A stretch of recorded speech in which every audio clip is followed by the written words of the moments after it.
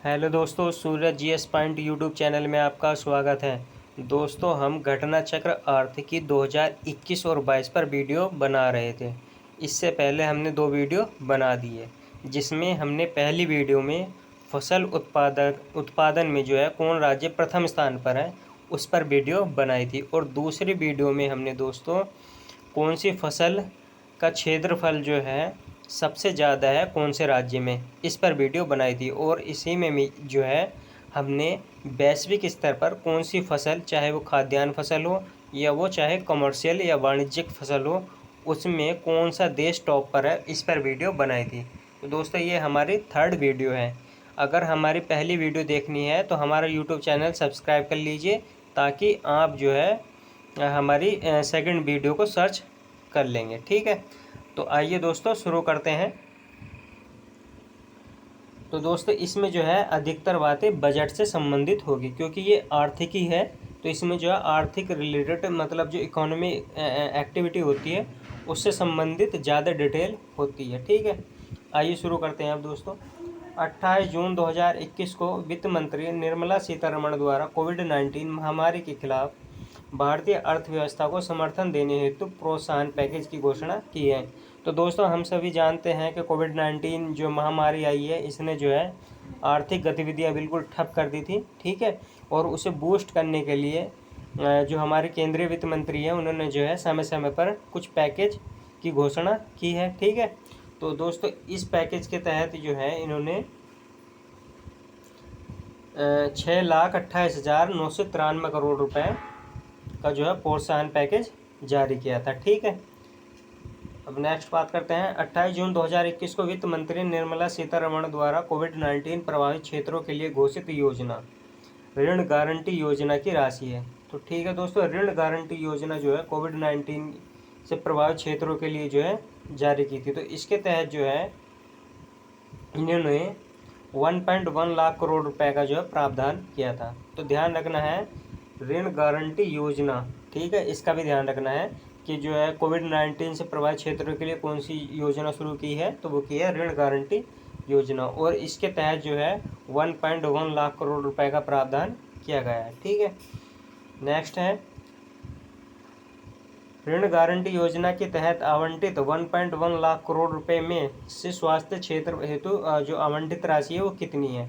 ठीक है, तो दोस्तों, जो पैकेज किया गया था वो अलग अलग क्षेत्रों में आवंटित किया गया था। ठीक है, तो इसमें जो है स्वास्थ्य क्षेत्र के लिए 50,000 करोड़ रुपए का प्रावधान किया गया था, बाकी 60,000 अन्य क्षेत्रों के लिए था। ठीक है, नेक्स्ट बात करते हैं। केंद्रीय वित्त एवं कॉरपोरेट कार्य मंत्री निर्मला सीतारमण द्वारा नए दशक का पहला केंद्रीय बजट पेश किया गया।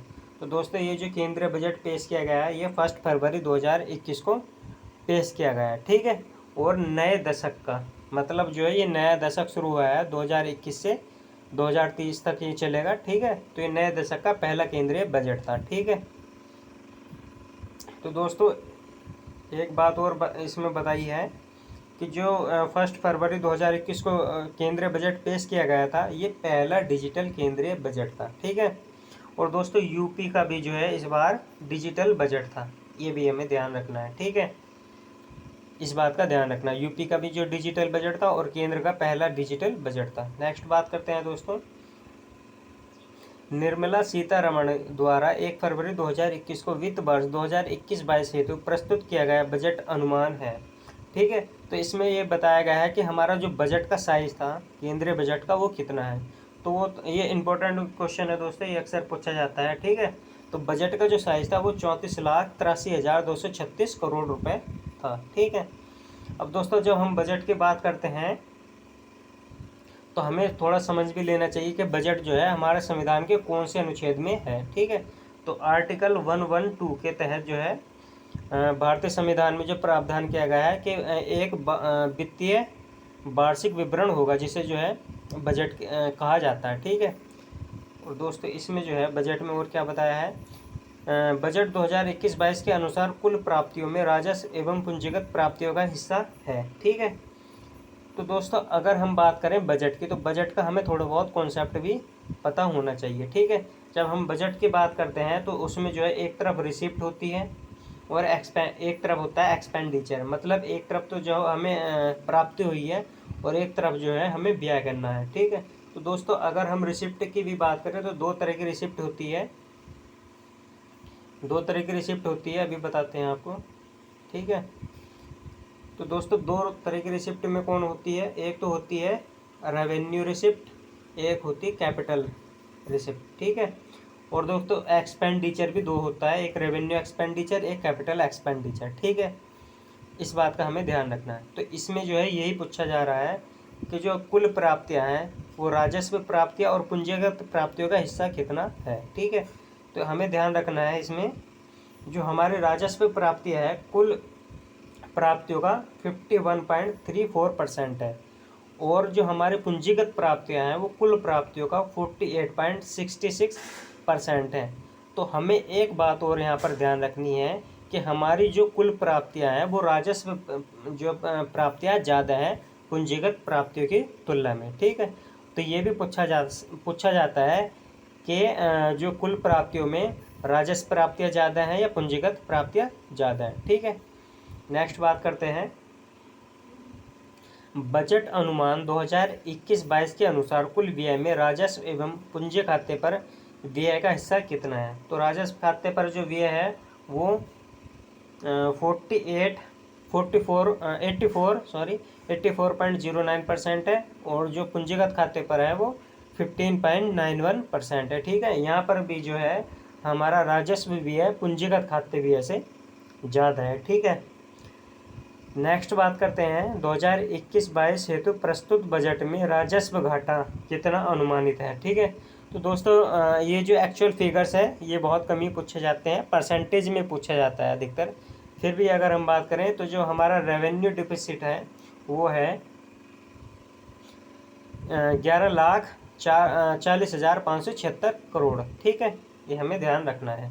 नेक्स्ट बात करते हैं दोस्तों, और जो ये रेवेन्यू है, जो हमारा रेवेन्यू डिफिसिट है, ये परसेंटेज में जीडीपी का कितना है 5.1%। ये ध्यान हमें ज़्यादा रखना है, 5.1%। नेक्स्ट 2021-22 के बजट में 15,06,812 करोड़ रुपए का राजकोषीय घाटा अनुमानित है, जो इसी वर्ष जो अनुमानित जीडीपी है उसका कितना है वो है 6.8%।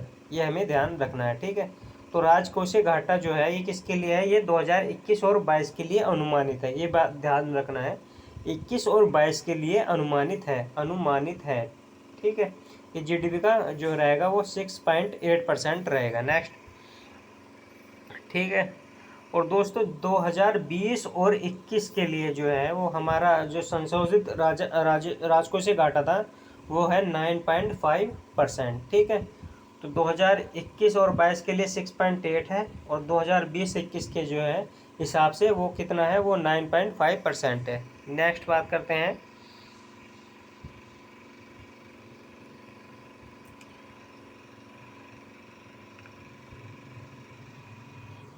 नेक्स्ट ये है, तो दोस्तों बजट 2021-22 के अनुसार वर्ष 2021-22 में करों से कुल प्राप्ति का अनुमान है। तो दोस्तों ये जो है हमारा सकल कर राजस्व जो है ग्रॉस रेवेन्यू जो है हमारा कितना है, ये है 22,17,059 करोड़ रुपए। ठीक है, ये ध्यान हमें रखना है। ठीक है, तो हमें जो है यहाँ से जो एक्चुअल फिगर्स यहाँ से भी जो है मुश्किल से ही पूछे जाएंगे। ठीक है, बहुत रेयर चांस है, तो इस पर ज़्यादा दिमाग मारी भी करना ज़्यादा ज़रूरी नहीं है। नेक्स्ट बात करते हैं दोस्तों, वर्ष 2021-22 में करों से अनुमानित कुल प्राप्ति 22.17 लाख करोड़ रुपए में प्रत्यक्ष एवं अप्रत्यक्ष करों का हिस्सा कितना है। ठीक है, तो दोस्तों ये जो है इम्पोर्टेंट है, इसे ध्यान हमें रखना है। ठीक है, तो हमारी जो कुल प्राप्ति हुई है, जो राजस्व प्राप्ति कुल हुई है, उसमें जो है जो डायरेक्ट टैक्स है वो 49.8% प्राप्त है, और जो इनडायरेक्ट टैक्स है तो वो 50.2% है। ठीक है, 0.02% है। तो ये ध्यान रखना है हमें। जो रेवेन्यू जो है मैंने अभी बताया था, जो हमारी रेवेन्यू रिसिप्ट होती है आरआर, उसमें दो तरह का जो है होती है हमें जो प्राप्ति होती है, एक तो होती है टैक्स और एक होती है नॉन टैक्स। ठीक है, तो नॉन टैक्स की बात करें हम, टैक्स में भी जो है दो तरह के होते हैं, एक डायरेक्ट टैक्स और एक इनडायरेक्ट टैक्स। ठीक है, तो दोस्तों इसमें हमें ध्यान रखना है कि हमारा जो प्रत्यक्ष कर है वो अप्रत्यक्ष कर से कम है, ये भी जो है हमें ध्यान रखना है। ठीक है, नेक्स्ट बात करते हैं। बजट 2021-2022 में वर्ष 2021-22 हेतु प्रत्यक्ष एवं अप्रत्यक्ष कर जीडीपी के संदर्भ में अनुमानित है। तो ये है 4.9%, ये डायरेक्ट टैक्स है, और 5% जो है ये इनडायरेक्ट टैक्स है। ठीक है, तो ये ध्यान रखना है हमें इम्पोर्टेंट कि हमारे जो राजस्व प्राप्ति में जो है वो अप्रत्यक्ष कर का हिस्सा ज़्यादा है प्रत्यक्ष कर की तुलना में। ठीक है, नेक्स्ट। तो दोस्तों ये भी इम्पोर्टेंट है, इसका ध्यान रखना है। इसमें ये बताया है कि जो हमारा रेवेन्यू जो प्राप्त होता है उसमें जो है किसका योगदान कितना है। ठीक है, तो दोस्तों हमारा जो रेवेन्यू प्राप्त होता है वो टैक्स राजस्व में जो सर्वाधिक हिस्सा किसका है, तो वह है सबसे पहले जीएसटी का। ठीक है, वस्तु एवं सेवा कर का। उसके बाद इनकम टैक्स का आता है। ठीक है, और फिर कॉरपोरेट टैक्स का आता है। ठीक है, तो हमें ध्यान रखना है। तो दोस्तों इनकम टैक्स और जो निगम कर होता है, जो आयकर होता है, ये क्या है, ये डायरेक्ट टैक्स है। और जीएसटी क्या है, ये इनडायरेक्ट टैक्स है। इस बात का भी ध्यान रखना है। ठीक है, तो हमारा जो राजस्व प्राप्ति होती है उसमें जो है सबसे ज़्यादा हिस्सा जो है वो वस्तु एवं सेवा कर का है, उसके बाद निगम कर का है, और फिर केंद्रीय उत्पाद शुल्क का है। ठीक है, नेक्स्ट बात करते हैं। बजटीय विवरण 2021-22 के अनुसार राजस्व प्राप्ति में कर राजस्व एवं कर भिन्न राजस्व का हिस्सा कितना है। ठीक है, दोस्तों जो कर राजस्व है वो 86.41% है, और कर भिन्न राजस्व जो है वो 13.59% है। तो हमें ध्यान रखना है रेवेन्यू रिसिप्ट में जो है वो टैक्स वाला हिस्सा हमारा सबसे ज़्यादा है। ठीक है, नॉन टैक्स वाले में जो है हमें कम रेवेन्यू प्राप्त होता है, इस बात का ध्यान हमें रखना है। ठीक है, नेक्स्ट बात करते हैं। बजट 2021-22 में कुल ये है दोस्तों 3,69,898.88 करोड़ रुपए की सब्सिडी प्रस्तावित है। ये भी इम्पोर्टेंट है। जो कुल हमारा व्यय होता है उसका कितने प्रतिशत है। तो दोस्तों सब्सिडी में जो है भारत के बहुत सारी मद जो है या बहुत सारी राशि चली जाती है। ठीक है, तो ये जो है हमारा कुल व्यय का 10.62% है, ये भी इम्पोर्टेंट है। ठीक है, तो ध्यान रखना जो सब्सिडी में जो है 10.62 जो है % यूज किया जाता है। ठीक है, नेक्स्ट बात करते हैं। कुल सब्सिडी का अकेला खाद्य मद में व्यय अनुमानित है। तो दोस्तों हमारी जो कुल सब्सिडी है, ये जो कुल सब्सिडी है 10.62%, इसका लगभग 65% जो हमारा खाद्य मद में जो खाद्य सब्सिडी दी जाती है गवर्नमेंट की तरफ से, उसमें जो है दिया जाता है। मतलब जो है हमारी सब्सिडी का जो मेजर पार्ट है वो खाद्य सब्सिडी में जाता है। और खाद्य सब्सिडी का आपको पता ही है, जो खाद्यान्न उपलब्ध कराई जाती है और दुनिया भर की चीज़ उपलब्ध कराई जाती है सरकार को पीडीएस के स्तर पर, तो वही जो है ये सब्सिडी है। ठीक है, तो हमारे सब्सिडी में सबसे ज़्यादा हिस्सा जो है खाद्य सब्सिडी का है। ठीक है, क्वेश्चन पूछा जाता है कि सब्सिडी में सबसे ज़्यादा जो है कौन से भाग में या कौन से क्षेत्र में जो है सब्सिडी दी जाती है, तो वो दी जाती है खाद्य मद में। ठीक है, नेक्स्ट बात करते हैं दोस्तों। मदवार सब्सिडी में खाद्य सब्सिडी के बाद अधिकतम हिस्सेदारी वाली मदें क्या है। तो दोस्तों खाद्य सब्सिडी टॉप पर है, उसके बाद जो है यूरिया सब्सिडी दी जाती है, तो वो सेकंड नंबर पर है, और थर्ड नंबर पर जो है पोषण आधारित सब्सिडी है। तो ये ध्यान रखना है। ठीक है, सब्सिडी का ध्यान रखना है और टैक्स का ध्यान रखना है कि टैक्स में जो है सबसे ज़्यादा हिस्सा जो हमारा रेवेन्यू है उसमें सबसे ज़्यादा हिस्सा कौन से टैक्स का है। ठीक है, और सब्सिडी में सबसे ज़्यादा हिस्सा कौन से मद का है। ठीक है, नेक्स्ट बात करते हैं। अगर दोस्तों हम बात करें हमारे जो टोटल अगर व्यय होता है, ठीक है, जो हमारा सकल बजट है उसमें सबसे ज़्यादा जो व्यय होता है वो व्यय होता है दोस्तों ब्याज भुगतान में। ठीक है, तो क्वेश्चन ये पूछा जा सकता है कि हमारे सकल जो बजट है उसमें सबसे ज़्यादा व्यय की कौन सी मद है, तो वो है ब्याज भुगतान। ब्याज भुगतान के रूप में दोस्तों 16% जो है हमारा व्यय होता है। ठीक है, और इसके बाद ब्याज भुगतान के बाद जो है जो कर जो दिए जाते हैं राज्यों को वो रहता है। तो सबसे ज़्यादा जो ब्याज की मद जो है वो ब्याज भुगतान है, और उसके बाद जो है राज्यों को जो वो दिया जाता है, राज्यों को हिस्सा आता है बजट में, वो है। ठीक है, ध्यान हमें रखना है इस बात का भी। नेक्स्ट बात करते हैं, वर्ष 2021 और 22 के बजट अनुमान में ब्याज भुगतान जो है ये किया गया था 8,09,701 करोड़ रुपए, तो जीडीपी के संदर्भ में अनुमानित है। ठीक है, तो ये दोस्तों 3.63% है जीडीपी का जो हम ब्याज भुगतान करते हैं। ठीक है, नेक्स्ट बात करते हैं, बजट 2021-22 के अनुसार केंद्र सरकार की कुल 100% प्राप्ति में से सर्वाधिक हिस्सेदारी वाली जो है 3 शीर्ष मदें कौन सी है। ठीक है, तो ध्यान रखना है दोस्तों, इसमें जो है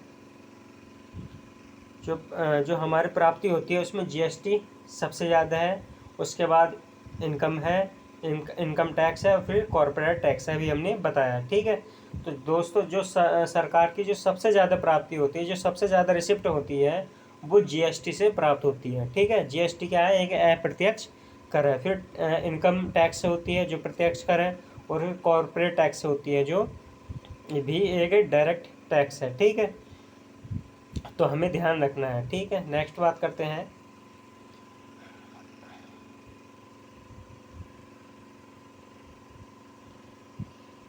स्वास्थ्य के प्रति समग्र दृष्टिकोण अपनाते हुए जिन 3 क्षेत्रों को मजबूत करने पर ध्यान केंद्रित किया है वे कौन कौन से हैं। ठीक है, दोस्तों इसके तहत जो है स्वास्थ्य क्षेत्र को जो है मजबूत करने के लिए निवारक, उपचारात्मक और कल्याण, ये 3 क्षेत्र पर जो है ध्यान केंद्रित किया जाएगा। ठीक है, निवारक, उपचारात्मक और कल्याण। ठीक है दोस्तों,